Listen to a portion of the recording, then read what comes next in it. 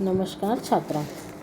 हमने पिछली कक्षा में फर्नीचर व्यवस्था के कुछ महत्वपूर्ण बिंदुओं पर चर्चा की थी, जिसमें थे फर्नीचर व्यवस्था के सामान्य नियम, फर्नीचर का चुनाव व फर्नीचर की गुणवत्ता की जांच। आज हम जिस महत्वपूर्ण बिंदु का अध्ययन करेंगे वह है टाइप्स ऑफ फर्नीचर, यानी फर्नीचर के प्रकार। गृह सज्जा करते समय एक खाली कमरे को उपयोगी व सजावटी बनाने के लिए सबसे पहले फर्नीचर के बारे में विचार किया जाता है।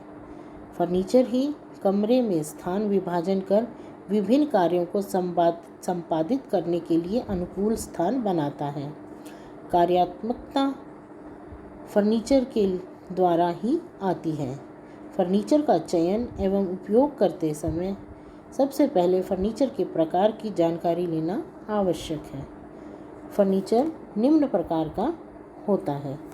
प्रथम, वुडन फर्नीचर यानी लकड़ी का फर्नीचर। आधुनिक तकनीक व नवीन सामग्री आने से कई प्रकार के पदार्थों का उपयोग फर्नीचर निर्माण में किया जाता है, परंतु लकड़ी का उपयोग सबसे अधिक प्रचलित है। लकड़ी दो प्रकार की होती है, कठोर लकड़ी व मृदु लकड़ी। कठोर लकड़ी अधिक मूल्यवान एवं मजबूत होती है और देखने में भी अधिक आकर्षक लगती है। कठोर लकड़ी में रेखाएं व डिज़ाइन की बनावट प्राकृतिक होती है, जो फर्नीचर को और अधिक आकर्षक बना देती है। टीक, अखरोट, रोजवुड, साल, चीड़, शीशम आदि में टिकाऊपन अधिक होता है।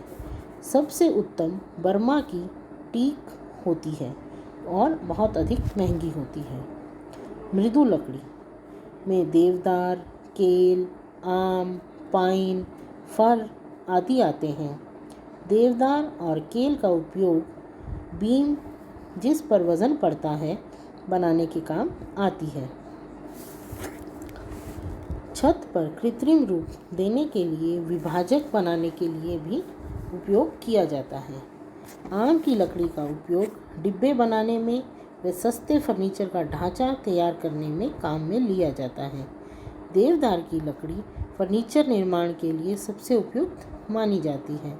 कभी कभी लकड़ी के साथ अन्य सामग्री के द्वारा ऊपरी सज्जा की जाती है, जैसा कि टेबल के ऊपर का भाग अलग अलग सामग्री द्वारा बनाया जाता है, जिस प्रकार मार्बल, सनमाइका, प्लास्टिक, कांच, लकड़ी, पीतल या अन्य कोई धातु। इनका उपयोग करके फर्नीचर में सुंदरता लाई जाती है। आजकल प्लाईवुड या ब्लॉकवुड बोर्ड का उपयोग फर्नीचर निर्माण में अधिक हो रहा है। दोनों ही प्रकार के बोर्ड में अधिक उपयोगिता होती है। बड़े आकार की चादर या शीट उपलब्ध रहती हैं, जो अधिक मजबूत, सस्ती व शीघ्रता से नष्ट नहीं होती है। विनियर लकड़ी की पतली तह और परत होती है, जो लकड़ी के छिलकों के द्वारा तैयार की जाती है। प्लाई की मजबूती लकड़ी के गुणों पर निर्भर करती है। विनियरों को अच्छी प्रकार से रेसिन गोंद द्वारा चिपका कर मोटी परत बनाई जाती है। साधारणतः इसकी मोटाई 1 mm से 6 mm तक होती है। Plywood, lamin board, battle board आदि बनाने के लिए विनियरों का उपयोग किया जाता है।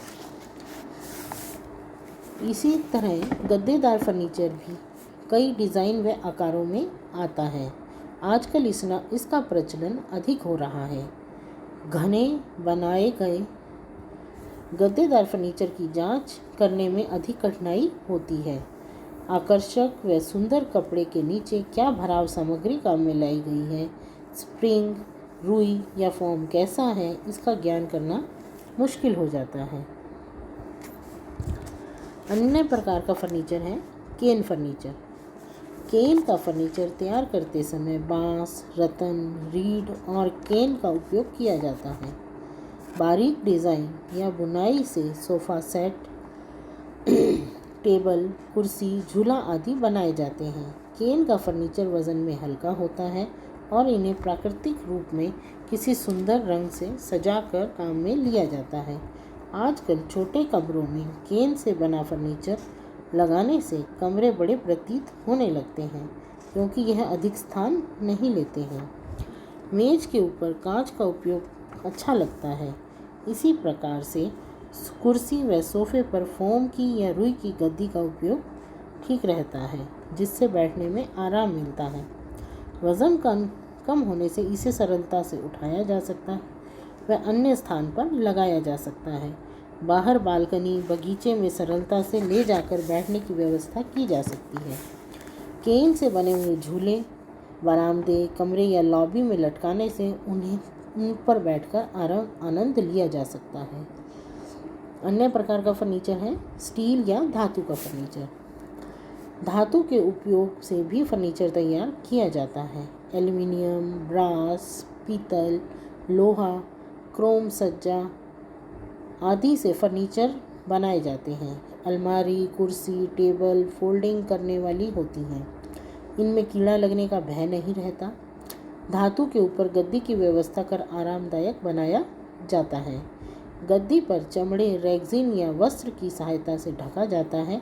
कभी कभी धातु के द्वारा नक्काशी कर सुंदर आकृति बनाई जाती है।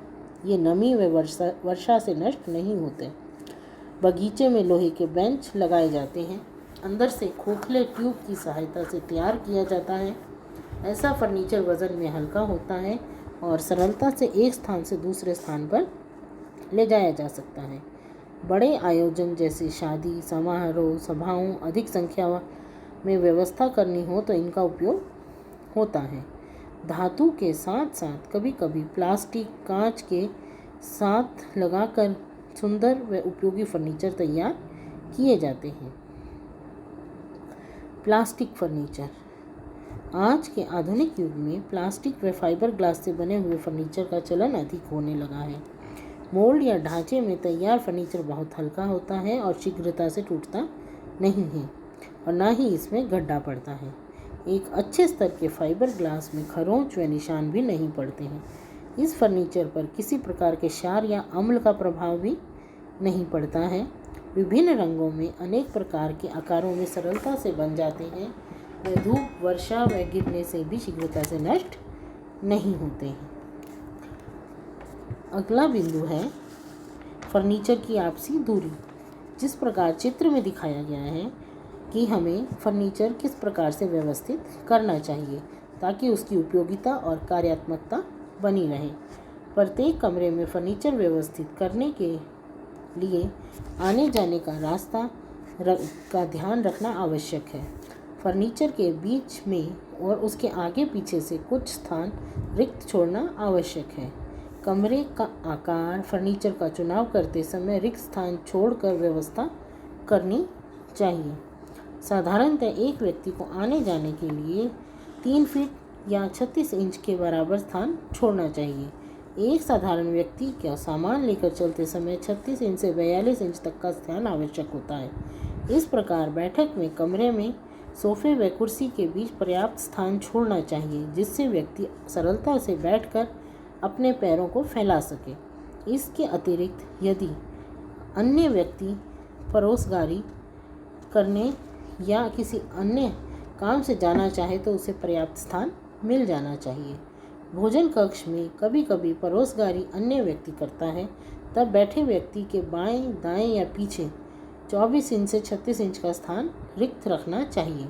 कुर्सी व मेज के बीच की दूरी व्यक्ति के शारीरिक संरचना के अनुसार कम व अधिक होती है। कुर्सी की सीट से मेज की ऊंचाई में पर्याप्त स्थान होना चाहिए, जिससे व्यक्ति पैरों को सरलता से मेज के नीचे सरका सके।